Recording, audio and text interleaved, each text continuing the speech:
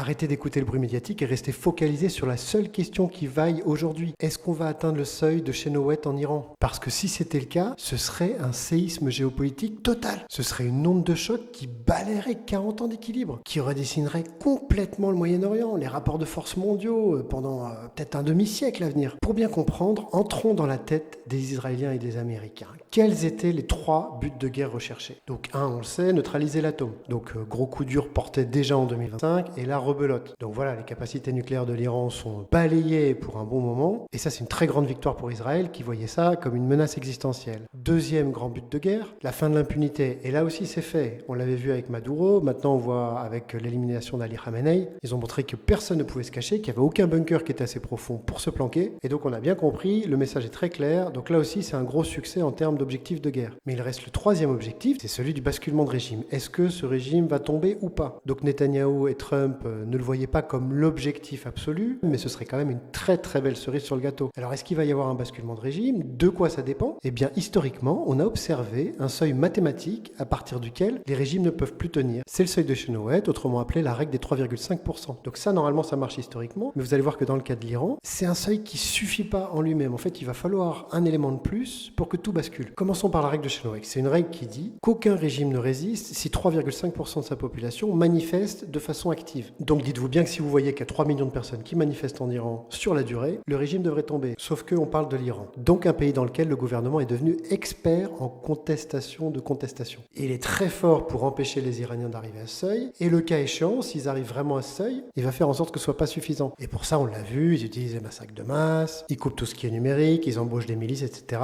Donc c'est un régime qui a tenu à des vagues de contestation qui étaient même au-dessus du seuil de Chénoweth. En fait, l'un des gros problèmes, c'est que c'est un régime qui a tellement de sang sur les mains que tous ceux qui sont trempés dedans, tous ceux qui lui sont alliés, savent que pour eux, ça va très mal finir s'ils perdent. C'est soit le peloton d'exécution, soit la Cour pénale internationale. Donc il faut compter sur eux pour se battre, mais jusqu'au bout du bout. Ils n'ont pas le choix. Et donc quelle est la deuxième chose qui doit venir en complément du seuil de Chénoweth pour qu'il y ait, dans les faits, un changement de régime? Vous savez qu'en Iran, il y a 2 armées. Il y a le corps des gardiens de la révolution islamique, les Pasdaran. Ce sont un peu les prétoriens idéologisés du régime. Et vous avez l'Artèche, qui est l'armée régulière, l'armée de conscrits, l'armée technique qui inclut plein de personnes, par exemple, qui doivent faire leur service militaire alors qu'ils ne voulaient pas forcément le faire. Et donc le vrai signal, indépendamment de tous les bruits que vous allez entendre et qu'il faut guetter dans les prochains jours, c'est 1, est-ce qu'on atteint le seuil de Chénoweth? Et 2, si oui ou non on va commencer à avoir des défections dans l'Artèche, si on commence à avoir des militaires qui s'interposent entre les gardiens de la révolution et les manifestants. Mais il faut le reconnaître, il faut quand même vraiment avoir beaucoup de courage pour se dresser contre le régime. Mais s'il y a des gens courageux, et ils l'ont démontré maintes fois, ce sont bien les Perses. Si vous souhaitez vous améliorer en rhétorique, en géopolitique, etc.,